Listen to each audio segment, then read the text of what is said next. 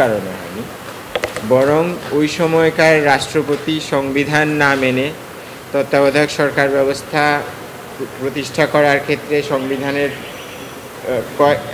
কয়েকটা sub article follow না করে উনি সংবিধান লঙ্ঘন করে নিজেই প্রধান উপদেষ্টার দায়িত্ব নিয়েছেন। সেই থেকে সংকটের শুরু হয়েছে। কাজেই ১/১১ সংকটটা তত্ত্বাবধায়ক সরকার ব্যবস্থার ত্রুটির কারণে নয়, বরং তৎকালীন রাষ্ট্রপতির সংবিধান লঙ্ঘনের কারণে সৃষ্টি হয়েছে। তো এটা আমরা আদালতের নজরে এনেছি। এবং এই প্রসঙ্গে আরও একটা বিষয় এসছিল আমাদের অগাস্টের শুনানিতে, যে এই ত্রুটি বিচ্যুতি যদি কিছু থাকে তত্ত্বাবধায়ক ব্যবস্থা, এটার ব্যাপারে আদালত কোনো পর্যবেক্ষণ দিতে পারে কিনা। তো সেই ব্যাপারে আমরা বলেছি যে আদালতের এখতিয়ার কোনো একটা আইন বা সংবিধান সংশোধন এটা সঠিক কিনা, এটা আইনগতভাবে সিদ্ধ কিনা, এটা বলা পর্যন্তই সীমাবদ্ধ। আইনকে ইমপ্রুভ করার দায়িত্ব লেজিসলেচারের, এই দায়িত্ব বিচার বিভাগ নিতে পারে না। এটা আমরা আদালতের নজরে এনেছি। আরও একটা বিষয় যেটা আজকের আলোচনায় এসছে, যে তত্ত্বাবধায়ক সরকার ব্যবস্থা যদি এই রায়ের ফলে ফিরে আসে, তাতে করে বর্তমান যে অন্তর্বর্তীকালীন সরকার আছে তার উপরে এটার কোনো প্রভাব পড়বে। এটা গঠিত হয়েছে যে বিপ্লব পরবর্তী জনগণের আকাঙ্ক্ষা, দেশের সরকার পালিয়ে যাওয়ার ফলে তৈরি হওয়া শূন্যতা, এবং দেশে একটা সরকার গঠনের যে প্রয়োজনীয়তা, এবং এই সমস্ত বিষয়গুলো সংবিধানের বৃহত্তর রীতিনীতিতে স্বীকৃত।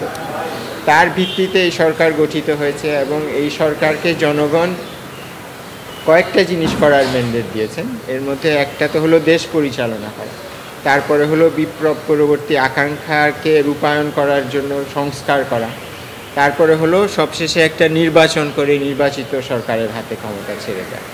কাজেই এই সরকার ওভাবেই তার ক্ষমতা থেকে হস্তান্তর করে ক্ষমতা থেকে বিদায় নেবে। যেভাবে এটা গঠিত হয়েছে, যেই আকাঙ্ক্ষার মাধ্যমে গঠিত হয়েছে, সেই আকাঙ্ক্ষা পূর্ণ করে একটা নির্বাচন করে নির্বাচিত সরকারের কাছে ক্ষমতা হস্তান্তর করে এনারা যাবেন। কাজে এভাবেই ওনাদের টার্মিনেশন হবে। এই তত্ত্বাবধায়ক ব্যবস্থা পুনরুজ্জীবিত হওয়ার সাথে ওনাদের ক্ষমতায় থাকা না থাকার সাথে কোনো সম্পর্ক নেই।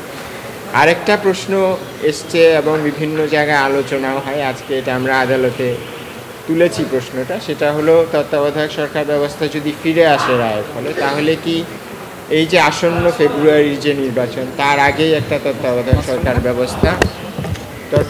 সরকার গঠন করতে হবে কিনা। তো এই ব্যাপারে আমরা সুস্পষ্টভাবে বলেছি যে এটা কোনো প্রয়োজন হবে না, এবং এটা করা সম্ভবও হবে না।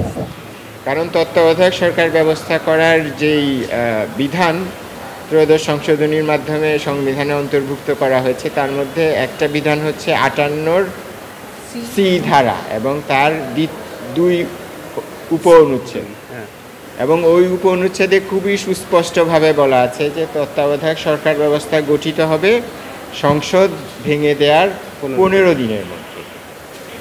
কাজেই ত্রয়োদশ সংশোধনীর তত্ত্বাবধায়ক সরকার ব্যবস্থা চালু করতে হলে এবং ওই রকম একটা সরকার গঠন করতে হলে এটা শুধুমাত্র সংসদ ভেঙে দেওয়ার 15 দিনের মধ্যে করা সম্ভব। এবং আমাদের সংসদ কিন্তু 1 বছরেরও আগে ভেঙে দেওয়া হয়েছে। কাজেই যেই ঘটনাটা তত্ত্বাবধায়ক সরকার গঠনটাকে ট্রিগার করে, সংসদ ভেঙে দেয়া এবং তার 15 দিন, এই ট্রিগারটা এখন করা সম্ভব না। এটা গত 1 বছর আগে এই সময় পার হয়ে গেছে। কাজেই তত্ত্বাবধায়ক ব্যবস্থা ফিরে আসলেও এখন আর একটা তত্ত্বাবধায়ক ব্যবস্থা ত্রয়োদশ সংশোধনী অনুযায়ী গঠন করার কোনো সুযোগ নেই। এই ত্রয়োদশ সংশোধনীর তত্ত্বাবধায়ক সরকার গঠন করা যাবে পরবর্তী সংসদ যখন ভেঙে যাবে। পরবর্তী ফেব্রুয়ারি সংসদ নির্বাচনের পরে যেই সংসদ গঠিত হবে, সেই সংসদ যখন ভেঙে যাবে, তখন আপনি ওই 58 সি ধারাটা ট্রিগার করতে পারবেন। তার 15 দিনের মধ্যে ত্রয়োদশ সংশোধনী অনুযায়ী আপনি একটা তত্ত্বাবধায়ক সরকার ব্যবস্থা চালু করতে পারবেন। কাজেই বর্তমান প্রেক্ষিতে, বর্তমান সাংবিধানিক বাস্তবতায় এই রায়ের মাধ্যমে তত্ত্বাবধায়ক সরকার ফিরে আসলেও তত্ত্বাবধায়ক সরকার গঠন করা সম্ভব নয়। ফলে বর্তমান অন্তর্বর্তী সরকারই আগামী নির্বাচনটা সম্পন্ন করবেন। বিচারপতি খায়রুল হকের রায় যদি এই আপিল বিভাগ বাতিল করেন, তাহলে কি আপনিভাবেই ত্রয়োদশ সংশোধনী সংবিধানের অংশ হয়ে যাবে, নাকি রায়ের ভিত্তিতে পার্লামেন্টকে একটা আইন করতে হবে? তো এই ব্যাপারে কিছু কনফিউশন আছে আইনজীবীদের মধ্যেও, আমার মনে হয় জনগণের মধ্যেও আছে।